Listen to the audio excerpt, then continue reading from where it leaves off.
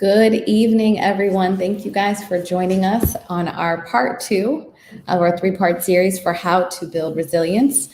So come on into the conversation this evening. It's just going to be myself, and so it's going to be a good opportunity for us to dialogue, for me to share some information that I think will be helpful for many of you guys this evening. But just come on into the chat.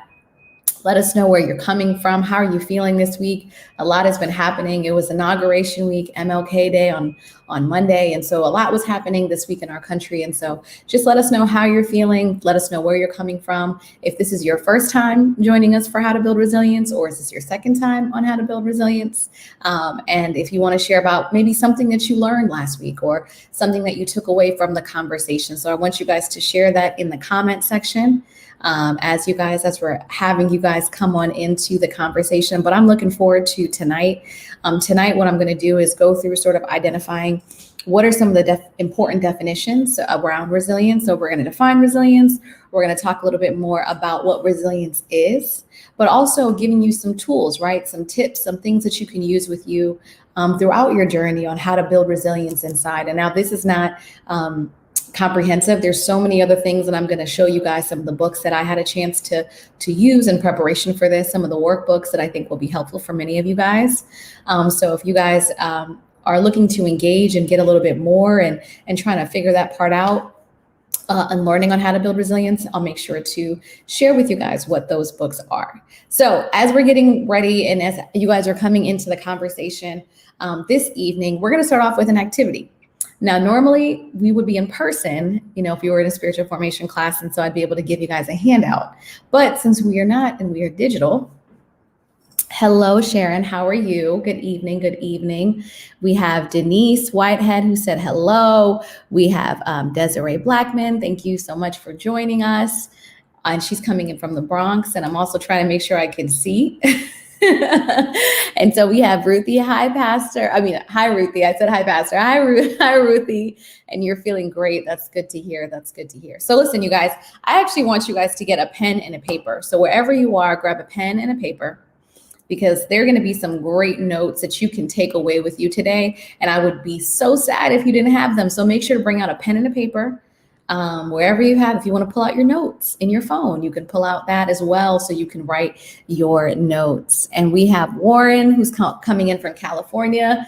We got that West Coast love. So thank you so much for joining us as well. And we have, I want to make sure I say this name right, but I want to make sure I said this name right. We have Brown Eyes coming in from Jersey as well. So that is awesome. I'm so looking forward to today. So if you have your pen and my paper, just put in the conversation. I got my pen and my paper. Awesome. Okay. So this is what we're going to do. We're going to start off with an activity called the locus of control scale, right? So last week we talked about this idea of the locus of control. Now, the locus of control essentially is this belief system, right? How or what impacts our life. And so for those of us who have a higher internal locus of control, we have a belief system that we have the power to control certain things. If you have tend to have a higher external locus of control, you carry a belief system that the world, right, impacts the majority of what's happening in your life. And essentially, not that you don't have control, but that your control is really controlled by outside forces. Now, we're going to talk about essentially which one you want to lean more towards. But if just based off of what I said, in order for us to really build resilience, right, we need to make sure that we lean into what? A higher internal locus of control. The belief system that, one, we have the power, that we have all of the tools inside of us to be able to overcome our challenges in life. So if you have a pen and a paper, I want you're just going to write down yes or no. So I'm going to ask certain questions, right? And then at the end, I'm going to tell you guys to total up the number of yeses, okay? There's going to be a number attached to it. So I'm going to say, if you said yes, it's a 1. And if it's a no, it's a 2, okay? So just make sure, based on whatever question I write. So for example, the first one is, others control my life. If you said yes, you get 1 point. And if you said no, you get 2 points, right? So then you just mark them down. I'm going to tell you to total them up, and I'm going to tell you sort of what does that mean.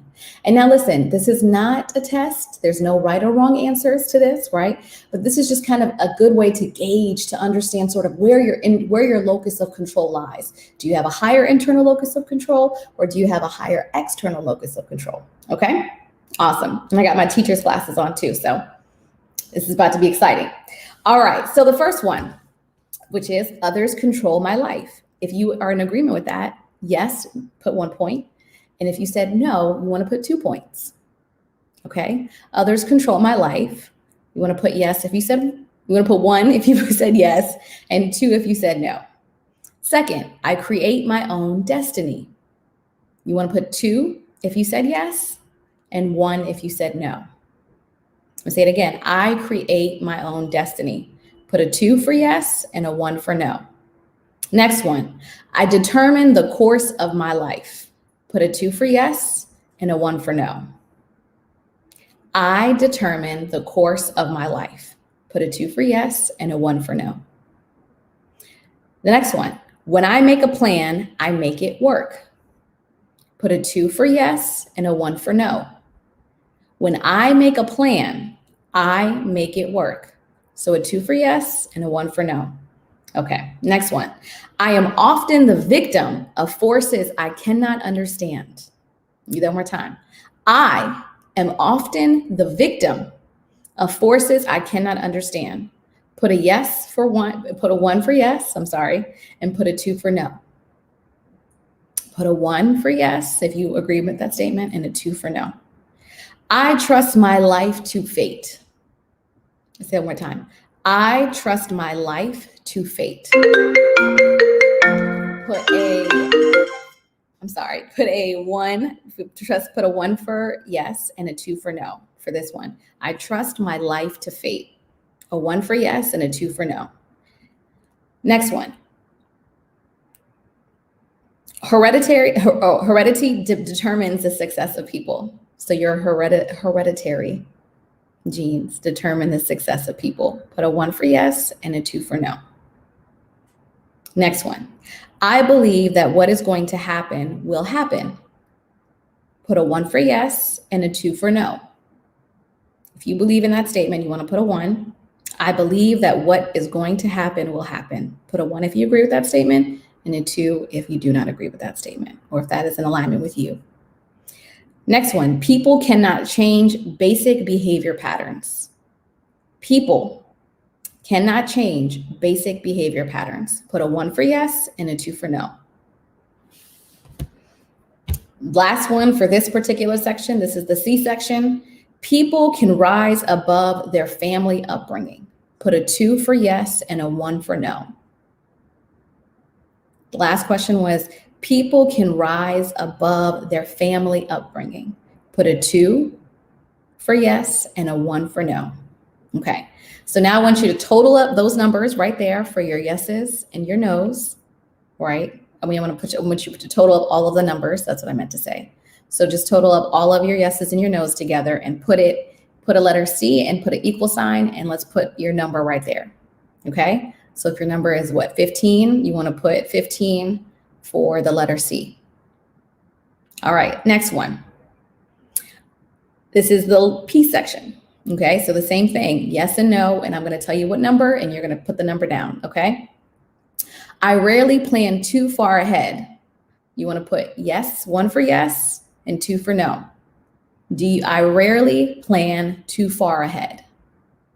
I usually reach the goals I set for myself. I usually reach the goals I set for myself. Put a 2 for yes and a 1 for no. Luck has nothing to do with being successful. Put a 2 for yes and a 1 for no.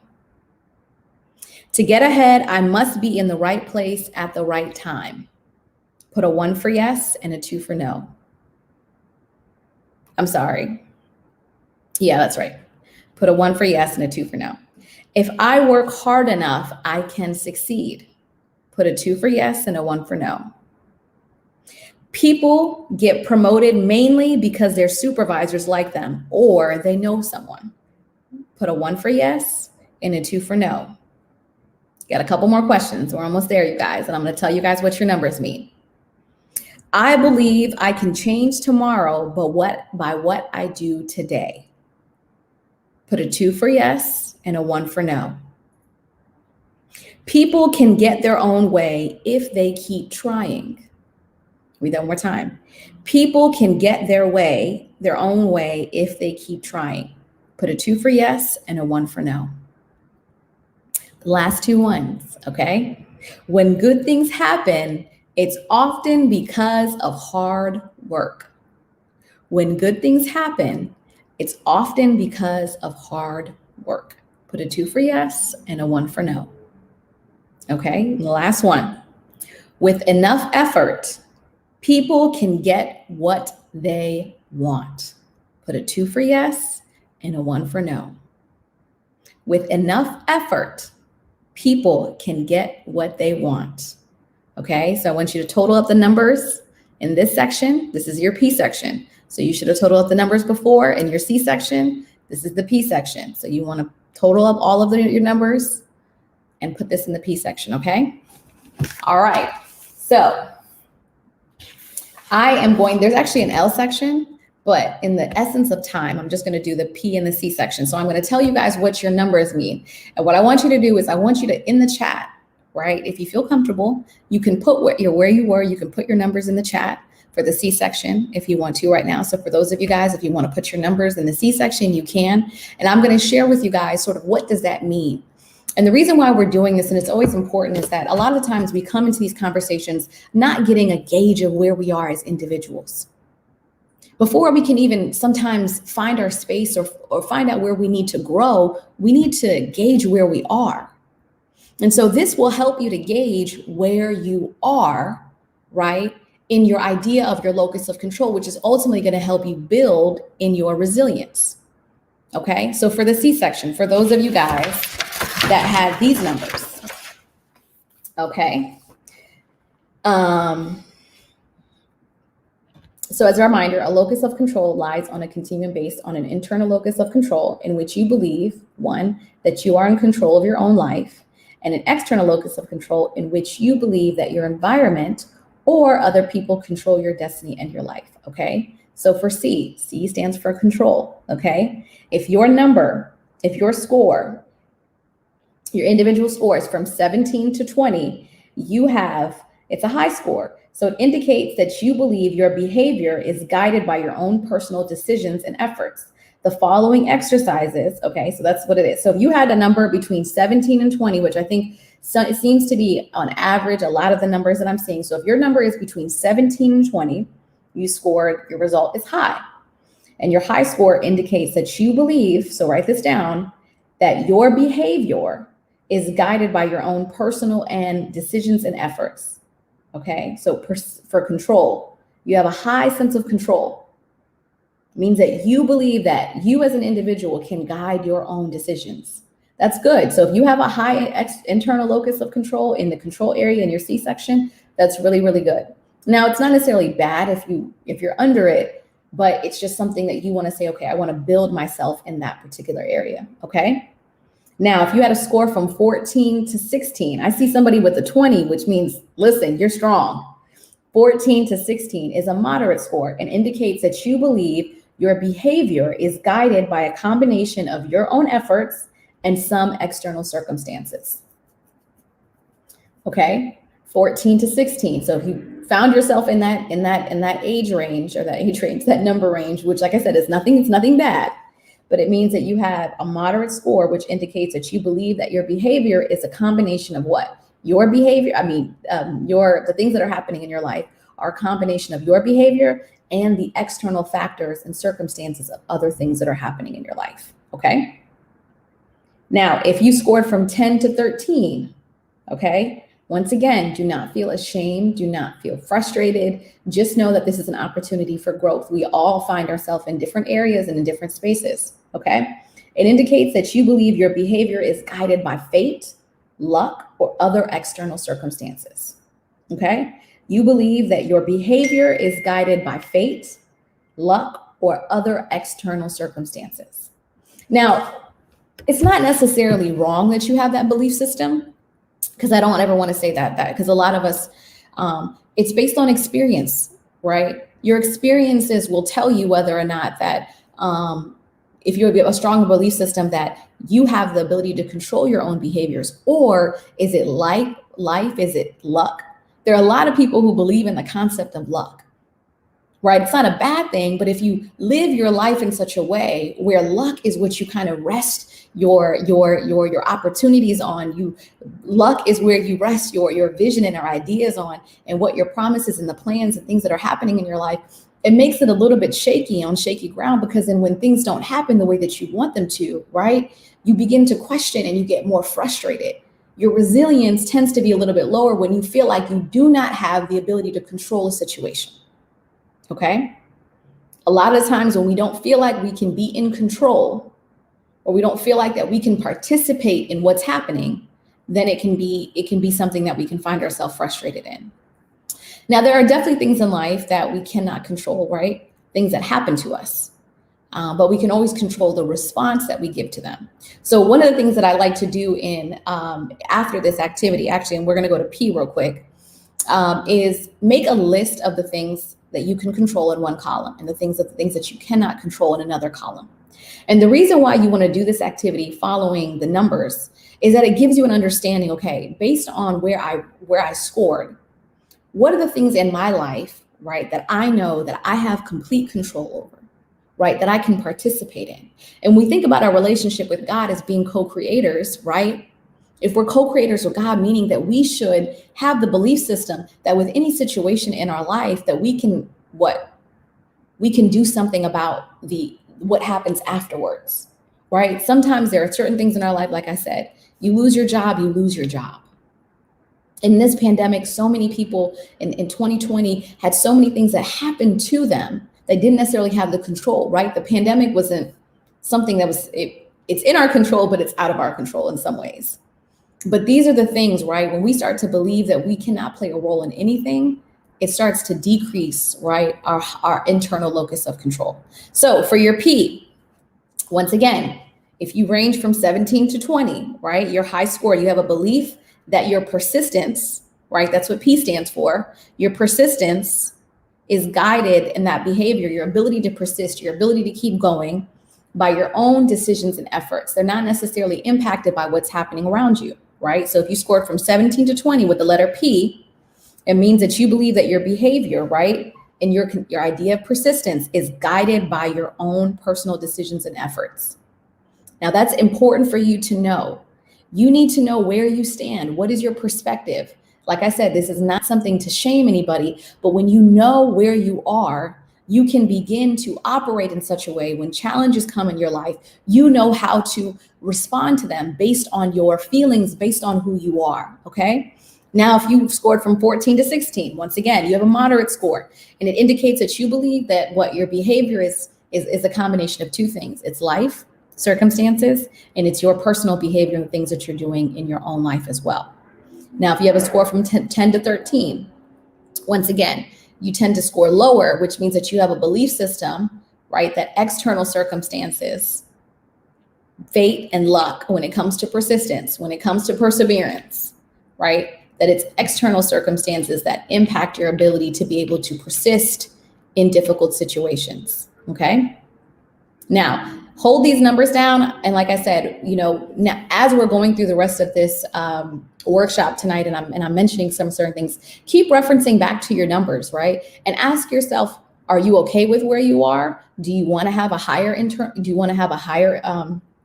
internal locus of control, or do you want to or are you okay where you are in the sense of believing that external factors and forces, fate and luck, determine what's happening in your life? Now, I would like to say that resilience really kind of leans more on having a higher internal locus of control. So I'm excited to see that so many of you guys had high scores. And for those of you guys that found yourself, like I said, in the lower score category, it's not anything bad, but it's an opportunity for growth, and it's an opportunity for you to reevaluate your vision and your perspective on life, okay? All right, so now I'm gonna give you guys a definition of resilience, right? So, and this is a definition that I had a chance to take from a book called Everyday Resilience.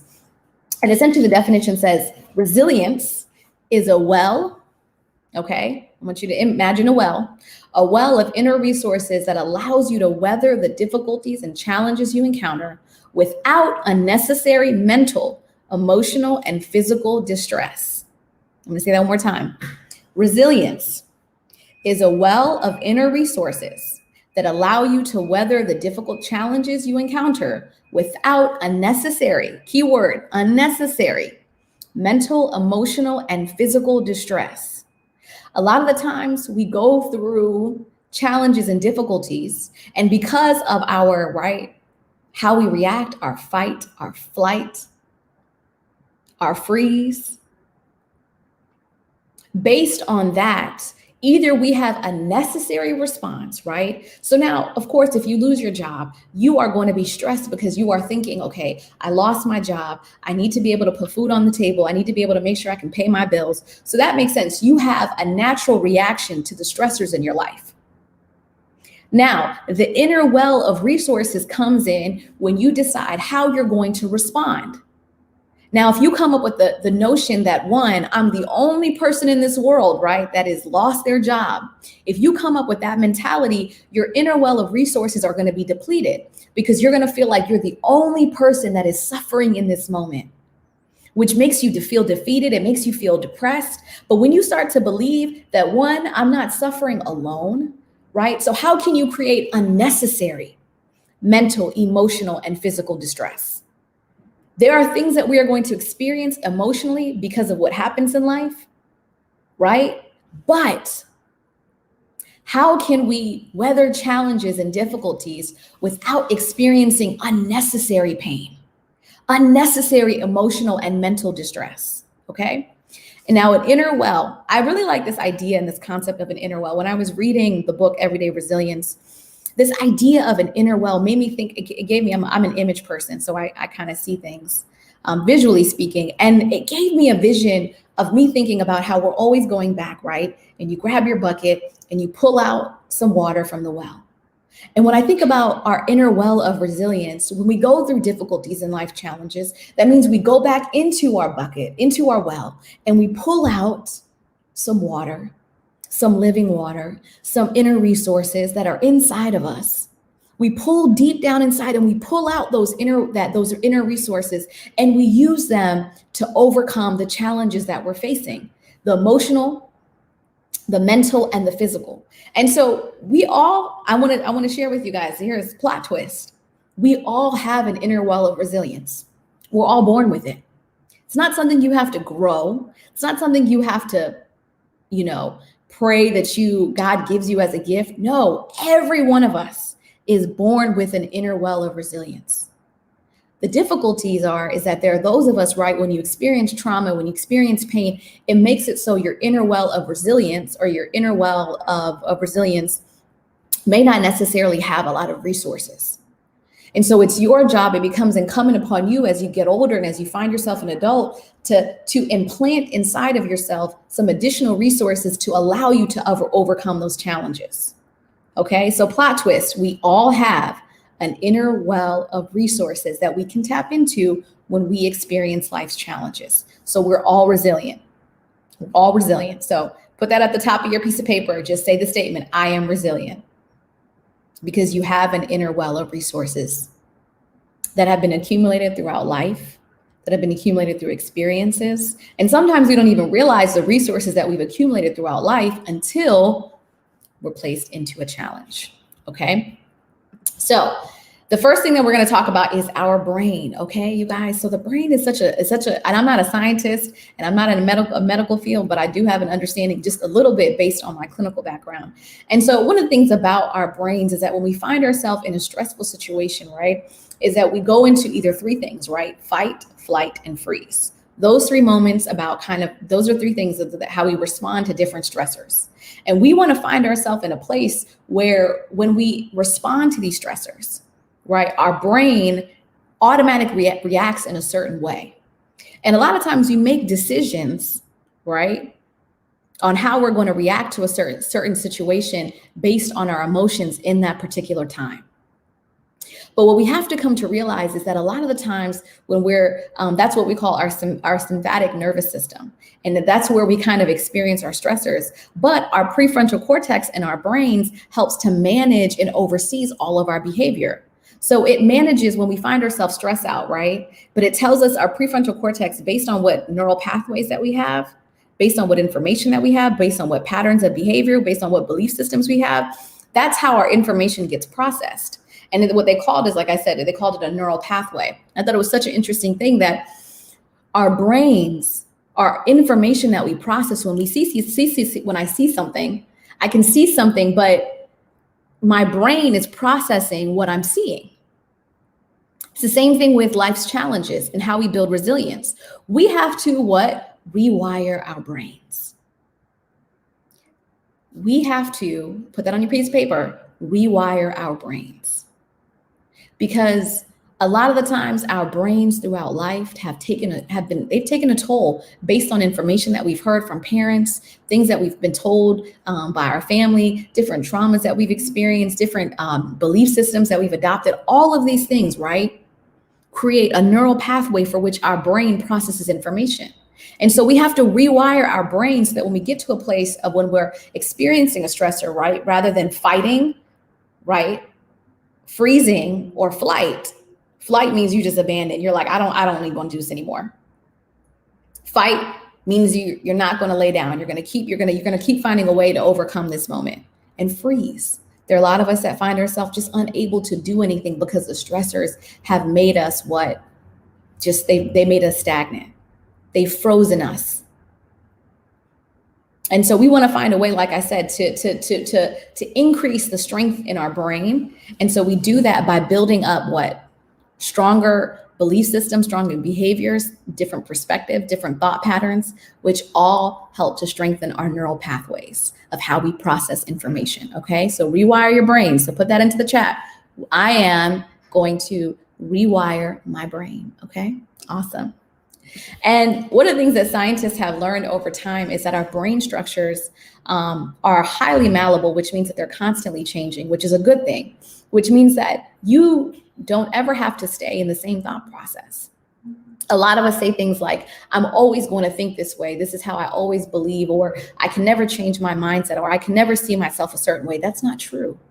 Your brain is constantly changing. It's constantly adapting to the environment that you're in. It's constantly adapting to the information that you're putting into your brain. Our brains are so complex and yet so beautiful and yet so powerful in our humanity. And so we can rewire our brains in a way and in a capacity that allows us to change our thoughts, our actions, and how we see our experiences in life. I like what Paula said, change the way you see things and the things you see will change. I'm in 100% agreement with that. If you change the way that you see things, things will often change as well. So as we're going into we talked about rewiring our brain. And the next thing, right, is we want to talk about what does it look like to go on this journey of building resilience. There are some things that you want to know as you're building this journey of resilience. One, perspective is key. Perspective is key. Okay, I'm going to go into that a little bit more. Perspective is key. Second thing, perfection is a myth. Now, on this journey of resilience, you're not going to be perfect. You're not going to take in all this information. You're not going to read every book. You're not going to listen to all your sermons. And tomorrow you're not going to become better, right? This sermon series is just a start. So don't feel the need to be perfect. Remember why you're doing this. Why are you building up your resilience in this season? What do you have that is so important? Do you want to make sure your family relationships are intact? Do you want to make sure that you want to achieve a certain goal? Why in this season is it important for you to be resilient? Write that down. What is your why? So when you find yourself struggling, when you find yourself not able to overcome, or when you find yourself not feeling like you want to be resilient, go back to your why on why you're choosing to be resilient in this season.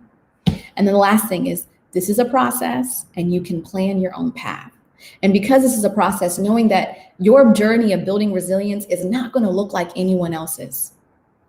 It's not going to look like anyone else's because you're uniquely crafted, you're uniquely made by God. And so your journey is not going to look like anyone else's, okay? So know that today that every one of us, based on, the activity that we did in the beginning, don't feel a certain type of way. If you see somebody else's number is higher than yours, this is not an opportunity for us to compare and contrast, but it's an opportunity for us to grow, okay? All right, so the next thing that we want to talk about and how we build resilience is connection. Now, I know you guys are probably thinking, why does connection matter? So when we build human connection, and we're thinking about in our digital age, in a digital world, and particularly in this pandemic, one of the reasons why it's been more difficult for us to remain resilient is because human connection helps us to be resilient. Human connection, write that down, helps somebody to become resilient. It helps to build our inner well of resilience. And the reason why is because it helps you to develop trust. Right? When you have healthy relationships with people, you develop trust in one another, right? It provides us with role models, people that we admire. Now, if you have a role model or a friend or somebody that's in your life who constantly shows you what resilience looks like, having that, being able to model that, being able to see that visually is a powerful thing as well. And so it's not just about internally, right? It's not just about doing the work of changing our mindset and rewiring our brain, but it's also making sure that we're building human connection, right? And the theme for FCBC, the movement, is to be human. And so I know for those of us who like to kind of be alone, maybe want to be introverts, finding a way, you don't need that many friends, but how are you building strong human connection? Because human connection, once again, it gives you different perspectives. All of these things help you to build your resilience. When I find myself in relationship with people who are not like me, one of the things that I love about being a pastor is that you learn so much from people. I get a chance to before we were in the building, get a chance to pray with people, get a chance to hear your stories. And in being able to build that sort of human connection for myself as a pastor, it reminds me of the strength and the resilience of people. Because when I get to hear your stories and your challenges and your tribulations, and I see you come to the altar and I see you ready to give God your best, that is a beautiful moment. That helps to build up my inner well of resilience. And so human connection is important. So finding ways, even in this season, right, to build digital human connections. And when we get out of this pandemic, right, how can we build human connections in a way that build trust? And for vice versa, and on the opposite side is if you've had relationships throughout your life, if you were a child who may have had a family member or a parent who was abusive or didn't necessarily pour positive things into you, those can also hinder you in your resilience. Because one, you don't necessarily have the ability, but you have a hard time trusting people, right? You have a hard time letting folks in. And so those are the challenges that you have to overcome in building stronger and human connections and working through that trauma, right? So it's about dealing with that pain, but also dealing with the ways that in life you weren't necessarily given positive human relationships. So the second thing is, after you rewire your brain, you want to build human connection. And there's this thing that one of the Barbara Fredrickson talks about. She coins this term called micro moments. Okay, so write this down. Micro moments. And this is something that you can do to help build your inner well of resilience if you have a hard time connecting people. Someone says, I have a hard time, God's connecting with people. This quarantine with the digital connections are ideal for me. That's wonderful. And for this season, I'm so glad that you are able to find an opportunity to connect digitally with people. And that's what's good for you. And I think what this season and this pandemic has shown us is that there are multiple ways that we can connect with people, but it's about making sure that we create that connection, right? That connection that would help us to build our sense of trust, help us to build our emotions, help us to build our perspectives. When you have relationships with other people, you begin to see the world a different way from the way that you see things. And that also helps to build up your inner well of resilience as well. So this term that she terms is called micro moments, okay? And we're going to talk about this as an activity. So take out your notes, take out your pad. This is one basic activity, very simple activity that you can do to help to build your inner well resilience through relationships. So you want to build up your micro moments. What is a micro moment? Okay, so a micro moment are these casual interactions, right? Where we experience moments of connection, warmth, and positive emotion. Let me give you an example. If you're maybe going to the store and you just so happen to pass by a neighbor, right? You saw in the building and you're just like, they wave to you and they say, hey, and then maybe you're out of it, but then you quickly put on a smile and say, hey, how are you? That is a micro moment of connection. Now, in that moment, it doesn't really matter what's happening, right, in my life. It doesn't matter what I'm feeling, but that quick moment that allows me to just embrace a smile, right? My neighbor taking the time to say hello to me and me smiling back, that positive emotion, that very small positive emotion is a micro moment.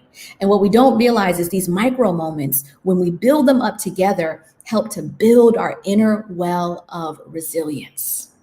These smaller micro moments, right? Where we have positive emotions, these very casual interactions. It could be something as simple as laughing with a friend, right? You might have had a really hard day, but then when you come home and your friend, you're not here for it, you don't really want to talk to anybody, but your friend says something to you, pick up the phone, they say something that might have been funny, and next thing you know, you're like laughing hysterically. That's a micro moment. But we let those moments pass us by rather than saying, how can I hold on to this moment? How can I be present in this moment and allow the joy that I'm experiencing to fill up my well? Okay. I hope that you're using this idea and the concept of the well. Okay, so think about your well. How are you putting things in to pour into your well? Okay, these micro moments. And this is an activity that she did. I'm gonna actually read it out for you guys of how she built out these this concept of micro moments. Okay, so what I want you guys to do, you can do this once a week, or you can do this once a day, right? This is a way for you to a habit for you to build up your inner well of resilience through acknowledging these micro moments. Okay. So one, you want to pay attention to your interactions. So fully be present. A lot of the times that we go through our lives, even digitally in this season, in this moment, how can we take this opportunity, right? Well, especially when we have connection moments with people in real life, how can we be fully present in those small micro moments? How can we be fully present in those small micro moments? Okay. And so you want to encourage that connection. So you want to pay attention to your interactions. You want to encourage connection at work and at home. And you want to look at the facial expressions of other people and take in what you see. Push yourself to smile at the people you interact with. Now, I know we can't do that with our masks, but you can smile, or you can say a wave, or you can say some words. But what can you do in that moment, right? When you're finding opportunities. And a lot of times, like I said, we try to stay away from those interactions because we find them to be awkward. But how can we invite these interactions in our lives to fill our well up? Okay. And then you want to keep a log. So you want to pay attention to your interactions. You want to encourage the connection, and you want to keep a log. Okay. Awesome. And if you have any questions, I'll allow you guys to ask them at the end. And if you can see, by the way, I'm wearing our new FCBC Resilient t-shirt. So make sure you go onto the FCBC website and purchase your t-shirt. You can see it has the definition of resilient. And so if in this season you need something to help you as well to embody resilience and remind you that you are resilient, make sure to grab one of our t-shirts, and wear it every single day if you want to remind you that you are resilient, but make sure that you wash as well. Awesome. All right. The next thing that we want to talk about is how we build our inner well of resilience is in service to others. Who would ever thought that, you guys? Is in service to others, right? Is this idea of when, and Thich Nhat Hanh said this, and this is a quote, thinking mainly of ourselves contributes to unhappiness. Thinking of others is a recipe for happiness. Now, I want to give you an example. One of the ways that I remain resilient whenever I find myself overwhelmed by life's challenges, personal challenges I might be experiencing, rather in that moment than taking the opportunity to pray for myself, I think I mentioned this, I pray for other people. I don't even mention myself in the prayer. Why? Because it allows me, one, to pull myself out of me. It helps me to realize that there's a larger world out there of people who are also in the same boat as myself, that suffering is not a lonely place, Suffering is a part of life. And when we realize that we have more companions that are suffering with us and we find ourselves in an opportunity to pray for people, wow. So in this season of how you can build resilience is to think mainly of others and how we can contribute to their happiness over ourselves. I know we're in a society, in a world that tells us that it's all about us, me, me, me, me, me. But what does it say up there at FCBC? It says it's bigger than me. And so if you came this week and you volunteered with us at our MLK Day of Service, listen, you didn't even know that, but while you were serving, you were building up your inner well of resilience. While you were serving, you were building up your inner well of resilience. That's powerful. So anytime you serve, you can do that as well. The next thing, cultivate flexibility. Write that down. Cultivate flexibility. Now, why is cultivating flexibility important, you guys? Because if we are cognitively and emotionally flexible through our experiences, we have the belief system that though, some of our, our circumstances are beyond our ability to see them fully change, right? Is that we can always change how we view them. I'll say that one more time. Though we may not know, or though we may believe or see that sometimes our circumstances are beyond our ability to change, right? So this pandemic and this moment, you can't go anywhere. Now, if you're in Atlanta, that's a whole different story. If you are in New York and most of other states, you can't do anything, right? But we can change our perspective to this pandemic in this moment. We can change how we view this situation. And that requires that we have cognitive and emotional flexibility. Our brains need to believe, right? Our brains need to be flexible. How we perceive a situation needs to be flexible, okay? So there's these two things. They call it arrow 1 and arrow 2, okay? In cognitive flexibility. All right? So in cultivating flexibility, underneath, write these notes down, okay? Arrow 1 is the event itself, okay? Arrow 1 is the event itself. Now, what does that mean? I'm going to go back to the example of if you lost your job, right? You lost your job. This is arrow 1. This is the event itself. This is something that oftentimes cannot be controlled by you, right? Your bosses, other people control whether or not you stay employed. The second arrow, arrow 2, is the story we develop about what actually happened. And that particular arrow, the second arrow, is where we take our mind through a journey, right, on the facts of that situation, and we draw a conclusion and make inferences, okay? So I'm going to give you an example. What does that look like? So arrow 1 being I lost the job. Now, this is something that you cannot control, but in order to build up an inner well of resilience, arrow 2 says, right, what is the story that I've developed about this situation in this moment? What inferences? Okay, I lost my job because my boss did not like me. Now, you might have had situations, experiences with your boss that may not have been positive, right? But the inference and the conclusion, right, would be that I lost my job because my boss didn't like me. Now, is that a fact? Maybe, it may not be.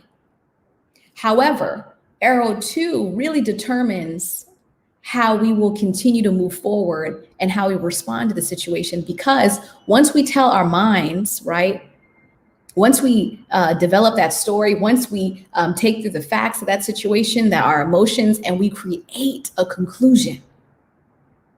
Now, what could a positive conclusion, what could be a different way that we could create a flexibility about this moment? It could be, hey, I lost my job. We're in a pandemic. There are lots of other people who have lost their job in this season. I'm not a loser for losing my job.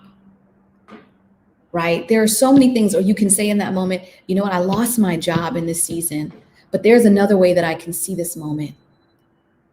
I have friends and family who are willing to support me. Right? I have a church that loves me. I have a God that loves me.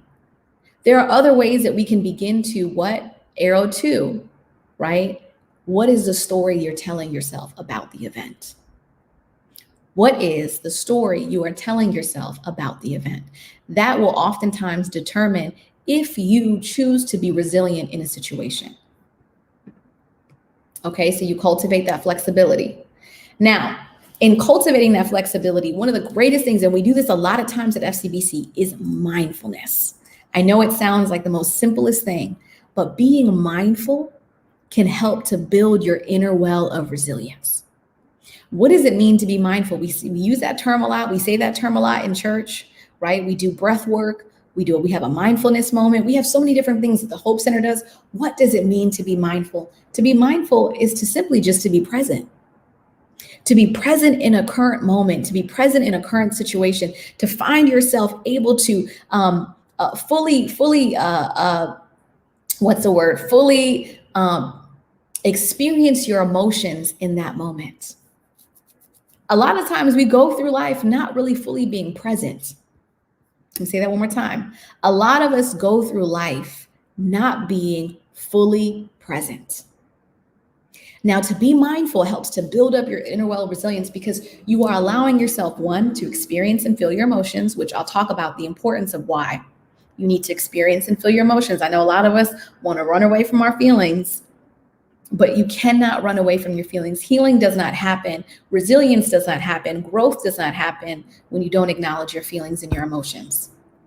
Okay. And so what is mindfulness? What can mindfulness help us? These are two things that mindfulness help us. So when you're fully present, and experiencing and allowing yourself to do breath work. So in the morning, on Sunday, right, when we're doing that breathing work and we allow you to be mindful in that moment, it's important because we want you to be fully present for service on that day. And you don't even realize it, that a lot of times, some of you guys don't even participate, but those couple of minutes of mindfulness help to build up your inner well of resilience. So next time that we do the mindfulness moment before service, make sure you are intentional about being present in that moment because it can help to build your inner well of resilience. And mindfulness, two other things that it does. One, it's a repetitive quality to our thoughts. So it helps us to see what are the repeated thoughts that we experience. Because when you're mindful, you have a lot of thoughts that come through your head. You have a lot of things. So a lot of times when you find yourself quiet, we always say, I can't be quiet. I can't be mindful because I'm thinking about what I got to do tomorrow, what I got to do about this. You start to see what are the thoughts that are flooding your brain. And are those healthy thoughts? Are they helping you? Are you finding yourself more anxious, more worried? Really what mindfulness does, it helps you to find out and get a gauge of where you are, where your emotions and your feelings. And when we think about it in the beginning, right, the stressors, when you're more mindful, you can realize, hey, I'm stressed out today. Hey, I need to take more time for myself. Hey, my inner well of resilience is depleted, it's low. I find myself tired and more frustrated. Mindfulness helps you to become more fully present with your feelings and emotions. So doing breath work. So if you want to do, there's tons of mindfulness trainings online on YouTube, things that you can, got meditations that you can be guided by, but simply just by taking a moment to be silent and pausing, breathing, being quiet, all of these things can help to build up your inner well of resilience, okay? The next thing, change is constant, knowing that change is constant, okay? Say that one more time, change is constant. And when you know that change is constant, when you know that things in life are never going to be the same, a lot of times we kind of get in the belief system that we don't remember that life is constantly changing. And the only thing that's constant is change. Say that one more time. The only thing that is constant is change. And so when you know that change is constant, you're able to receive all the different challenges that life has to offer because you realize that nothing was ever meant to stay the same. No relationship, no person, no job, no opportunity. And when you come with that perspective already, when challenges come your way, when curveballs are thrown, when people start to shift, you don't find yourself as frustrated because you already have the belief system and the perspective, right? That change is constant. Change is constant. It's the only thing. And being resilient means that we accept the reality of change. Say that one more time. Being resilient means that we accept the reality of change. And in the beginning, right, I talked about the things that you can control. It's also important, write down the list of things in your life that have changed in 2020. What changed for you in 2020? Was it your home situation? Was it your financial situation? What changed for you? And how did you respond to that change? Did you find yourself frustrated? Did you find yourself overwhelmed? Did you find yourself with a belief system that you could change the change, right? We talked about that at the beginning, right? Having an internal, external locus of control. How did you embody that belief system regarding change? Okay. And then we want to have two things. We want to shift from a fixed viewpoint to a growth mindset. Say that one more time. You want to shift from a fixed viewpoint to a growth mindset. What does that mean? A fixed viewpoint means that you have a belief system about a certain thing and it's never going to change. Okay? Things are predetermined. Now, if you found yourself on the lower, right, the numbers of your lower locus in the control area, you are probably fall in this category where you probably have a very fixed mindset about certain things. You have a fixed mindset.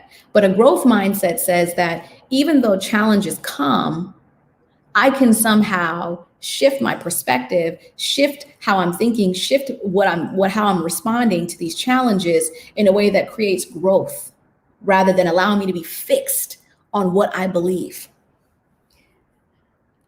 And I want you today to write down, what are some of your fixed viewpoints? Things that you just already in your life, this is what it is. It's not changing. I'm not changing this perspective. What is your fixed viewpoint? And how and do you want to grow? That's how you build up an inner well of resilience. It's having a growth mindset, not having a fixed viewpoint. Not having a fixed viewpoint. I'll be honest, one of the things that I've struggled with in life, and like I said, we all have our challenges, is that I was like, I learned that sometimes I have control issues, right? I can sometimes see things a very particular way. And so we have to learn to find other ways where we can grow our mindsets, okay? And to gain resilience, we have to change our inner critic. Let's say that one more time. To gain resilience, we have to change our inner critic. And our inner critic has to become our inner ally. Okay? Put inner critic on your piece of paper, but I want you to put an arrow that says from inner critic, my inner critic is going to become my inner ally. What does that mean? We are sometimes, as human beings, we are harder on ourselves than other people are. We don't oftentimes have the same compassion that we have for other people. And so in order to gain inner resilience, right, we talked about that, rewiring our brain, having a positive perspective. How are the ways that we can build that, right? Our inner critic, our minds are oftentimes pushed towards thoughts of negativity, but having an inner ally says my inner critic. So when something happens, I don't automatically say, God, I was so stupid. How could I let that happen? How could I have done this? How come I didn't see this coming? Why didn't I let this happen? Why didn't I do such and such to plan ahead? That's your inner critic. What does your inner ally say? An inner ally says, you know what? I may not have been fully prepared for this moment the way that I should have been, but I can still, because I possess strength, I possess resilience, I possess intelligence, I can find a way to get through this situation. How can your inner critic become your inner ally, your biggest cheerleader? How can your inner critic, I'm gonna say that one more time, become your biggest cheerleader? God's daughter said, my fixed viewpoint is trust no one. My growth mindset is I can possibly trust someone. People, I appreciate you. Thank you so much for being honest with that. Thank you so much for being honest with that. And as you grow and you build these relationships, right? As you find yourself and you extend yourself and you pull yourself out there, it allows you to begin to build those relationships. And I'm going to go to one final activity that we're going to do. And this is how we are able to build our, building up our inner critic. And I'm sorry, not our inner, but building up your inner ally. So we talked about this in the having a flexible mindset, right? So often we focus on ways we think we could have acted differently or done better. We regularly berate ourselves and overlook the ways in which we persevered. In this practice, you'll be pushed to look at what you did well, creating more flexibility in how you see your actions during past episodes of adversity. Okay. So I want you to set yourself in a quiet, comfortable place. This is now you can write these notes down. You don't have to do this right now, but this can be something to help you build your inner flexibility, your inner ally. Okay. So you want to have a journal or other writing material. You might want to do this tonight. So you want to bring to mind a significant difficulty you've experienced in the past. So in 2020, what is something that you experienced that was extremely difficult for you? Okay. And this could be an illness, the loss of an important relationship or a job, an accident, family caregiving responsibility, anything else that comes to mind. And as you think about this past circumstance, consider the following questions and write the answers in your journal, okay? Now that you have that perspective in your mind about that difficult situation that you had to overcome in 2020, write these questions down, and later tonight, tomorrow, later this week, ask yourself and journal your responses and reflect on what you wrote, okay? And this can be an activity that you can do constantly throughout the year to help you to build up that inner flexibility and that inner ally, okay? So you want to ask yourself, what resources did you draw upon to overcome that difficulty? What resources did you get to draw upon to overcome that difficulty? That's the first question you want to ask yourself. What people did you enlist to help and support you? Let me say it one more time. What people did you enlist to help and support you?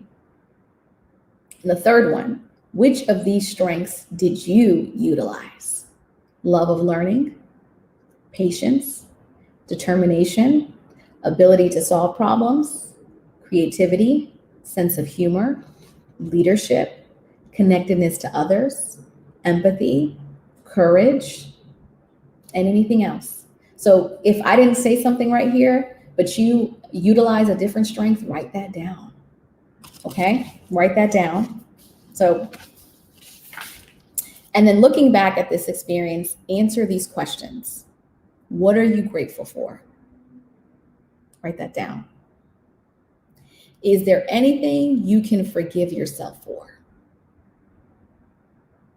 And the third one, what are the biggest lessons for you? And so as you think about these questions and you reflect, and say that more time, the questions are, what are you grateful for? Is there anything you can forgive yourself for? And what are the biggest lessons for you? And based on the strengths you listed, I want you to also write a paragraph about the experience from a different perspective. Okay? This is the third thing you want to do. After you answered all those questions, you identified what are some of the things that you did. You want to look back, you want to answer those three questions. And then based on the strengths that you listed, write from a different perspective how those strengths helped you to overcome that challenge. How can you rewrite your perspective around your strengths in a way that is positive, in a way that affirms you? That is how you build your inner resilience. It is constant work. Constant rewiring, constant reflection, constant accountability, constant love of self, constant love of others, connectedness. All of these things help to build our inner well of resilience. And for those of you guys that are also asking questions, you can definitely go online afterwards onto the YouTube and you can ask all the questions. You can share this with your friends and your family for those that might be interested on doing. And I'm going to share some of the workbooks that I did. So I'll show them in the video. But if you miss anything, you have any questions, there's something that you want to review, you can go back onto the YouTube website and you can be able to look through and you can share this with friends and family as well. Okay. All right. So the last couple things as we're closing it out is the last thing is cultivating self-regulation. What does that mean? Self-regulation, regulating self, your emotions and your feelings. The one way that we can build an inner well of resilience is By regulating our feelings and emotions. By regulating our feeling and emotions. Resilience can help one self-regulate by taking a pause, removing our blinders, and seeing that moment where we choose how we're going to decide. I talked about this earlier, right? Our emotions, our feelings, all of these things impact how when we experience a stressor, we go into fight, flight, or freeze, right? These are the modes. Self-regulation allows you, right, in that moment of resilience, can help you to take a pause and reflect on the decision and the choices that you are getting ready to make. So in learning and being able to self-regulate, these are some things that you can do. 1, learn your triggers. Learn your triggers. Because all of your emotions that seem to go out, all of your frustrations, whether they're anger, all of these things, none of them are bad feelings and emotions. They're human emotions, right? But by building up an inner well of resilience is by being able to regulate your emotions and regulate your feelings in a way where they don't overtake you, they don't guide you, they don't, right? Your feelings are things that you feel that inform you, but they are not the thing that propels how you move. So learning your triggers, that's how you build up an inner well of resilience. If you're finding yourself, because when you find yourself dealing out with a lot of emotions, you find yourself oftentimes very depleted because you're constantly giving. Okay. Second one, be kind, self-compassion. And the third one, know that they will pass. Emotions and feelings are not forever. Say that one more time. Emotions and feelings are not forever. They're not. But you have to deal with your feelings and emotions in order to grow. So you got to regulate, but you also have to feel everything. I can't say that enough. In order to build up your inner well of resilience, when you push down your feelings, when you push down your emotions, what is happening is that you find yourself either frustrated, you have unresolved grief, unresolved anger, and then the next thing you know, you find yourself at a boiling point. And so a part of resilience is also the last thing, and most importantly, is self-care, is caring for yourself. How do you build up your inner well if your inner well is depleted? If you're burnt out, if you're tired? You can't be resilient if your inner well is depleted. So how are you filling up based on all the things that we talked about, right? Managing your emotions, self-regulation, accepting that things accepting that things change, right? Accepting reality for what it is, doing some of the activities, building up your external and internal locus of control. All of these things take work. And so we have to be cognizant and aware that we are not constantly depleting ourselves of our energy. Okay. So it's sad because I wish I could go a little bit deeper and go a little bit more. And I know that we'll possibly do, probably a part 2 to this discussion, but I know that I enjoyed it. So what I'm going to do is I'm going to allow you guys in this moment to ask questions. So if you want, you can put your questions in the comment box, and Ian, who is working all of the technology right now, will post up the questions. So in this moment, if you want, you can post your questions, and I'll do my best to answer them in this time. And if I don't, you can also send me an email. If there's a specific question that you have, you can send an email to myself, and I'll be able to do my best to help answer those questions on how to build up that inner well of resilience. And actually, while we're waiting for that question, I will share one final activity that you guys can do to help build up your inner well of resilience while we're waiting for that final question. And then once we're done with that, I'll be able to, okay. I saw Rita said self-care is my gift in 2021. God bless. I'm excited. I love to hear people who are intentional about your self-care. Plan these things. Everything can be planned. I know we think about self-care as a reward, but not necessarily as a must. So Sharon says self-care means that we have to say yes sometimes to ourselves and no to others. And listen, no is a full sentence. Let me say that one more time.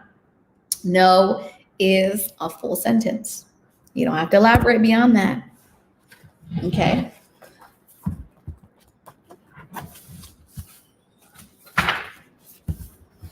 Okay, so with this final activity that I'm going to share with you guys in the meantime, while I'm seeing if there are any final questions that we want to ask, and this is how we help to build. This allows us to help to change our perspective and to gain and helping to regulate our feelings and our emotions, right? So the thing that you want to do is I want to make sure first. Hold on, see, there's no more questions. Okay. All right, there's no questions. Okay, so for this particular practice, it's called stop and gain perspective. Okay, stop and gain perspective.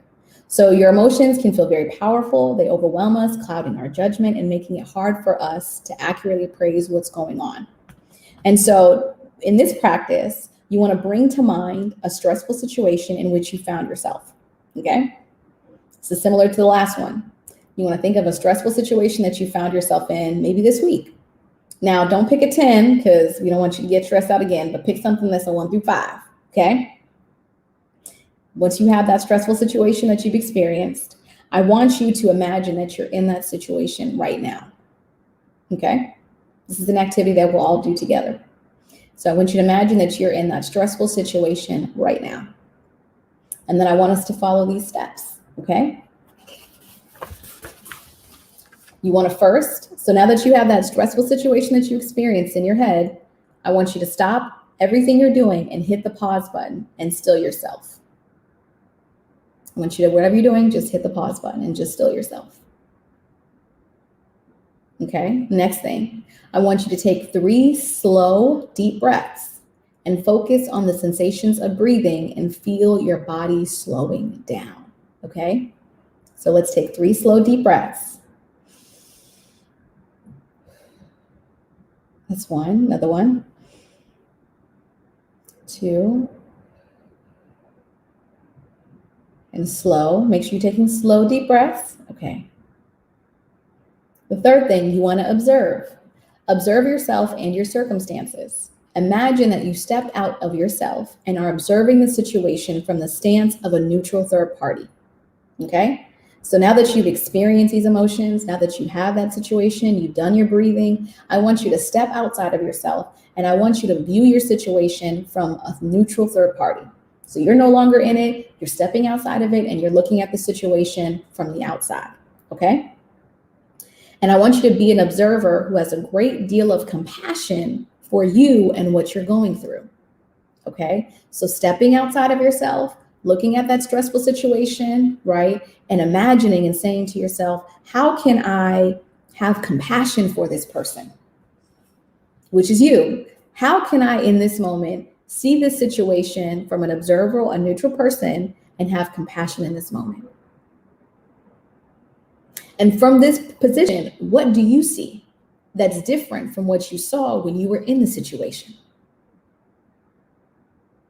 What did you see that was different from now being an observer, right? You took a step back, you saw yourself in this situation, your feelings, your emotions, you took 3 slow, deep breaths. How can you have compassion for this situation? How can you now see this situation differently?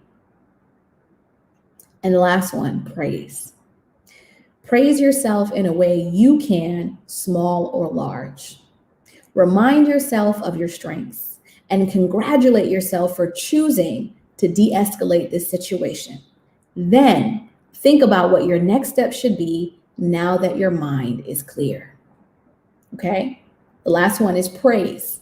So once you observed, you praise. So you praise yourself in any way you can, small or large. How can you step outside of yourself and in that moment as an observer, the situation looks grim. It may not have been the best moment. You were really stressed out, whatever stressed out situation that you picked out for yourself. How can you, even in that moment, praise yourself, small or large? And what were your strengths that you could have either utilized or did utilize in that moment? See, perspective. We are shifting our perspective about that particular moment. And then once you find yourself calm because you're now an observer, you're not looking at the situation as the person who's in it, but you are the observer, You're the neutral party. You are now looking at yourself from the outside. And now that your mind has somewhat begun to become clear, what would your next step be in that moment? That is how you build your inner well of resilience. That is how you build your inner well of resilience. And these activities, they may be so simple, but these activities will help you to build that inner well that's inside of you. Okay? And I don't think I saw any questions, but like I said, if there are those of you guys that need to review what I shared, you can go back onto the YouTube page and be able to review all of that information. For those of you guys who may want to do a workbook, this is actually where I got the questions in the beginning, the one around the locus of control. You want to get, this is really, really helpful. So if you're somebody that actually likes to do activities and wants to help to build and to do, this is a really, really great one. I enjoyed it. It's called the Building Resiliency Workbook. So hopefully you guys took a screenshot, you guys can see it, but this is something that you can practically do every single day, right? To help you build resiliency, okay? Awesome.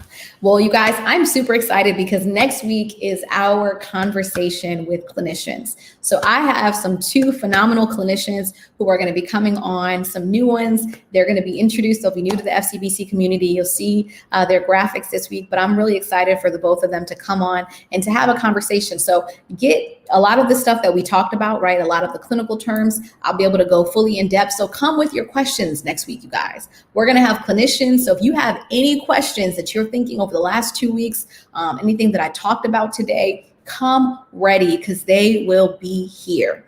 All right. The clinicians will be here. I will be here. I'm also a clinician, a pastor, and I'll be here to kind of help guide you through this last final installment of how to build resilience. And I'm excited. I think that I've enjoyed these conversations and I'm looking forward to the final one. So come prepared for your questions. And if you need to take notes, make sure to come with your pen, your pad, your paper, and to also go through this as well. And to kind of review it and and to buy some of the books on how to build resilience as well. This is, let me actually show you another one real quickly. This one's a little bit more cumbersome. And so I would probably say to start with the other one, but if you're someone that enjoys this one and you want to go to this one, this is also another good workbook. I haven't had a chance to fully go through this one, but it is also good. I've had a chance to, and it's step-by-step as well. And it provides content and information as well on trauma and helping you to understand how to shift your perspective, cognitive rewiring, all of these things that we talk about, all the clinical terms. You'll be able to kind of break it down. So this is another really great book as well. So I am super excited for next week. I love you all, FCBC family. Continue to be resilient because you already are resilient. And I want you to tap into that inner well of resilience throughout the week, but also nourish it so that it's not depleted and that you're allowing yourself to continue to grow throughout the year. I love you all, and I can't wait to see you guys all next week for our final installment on how to build resilience. God bless.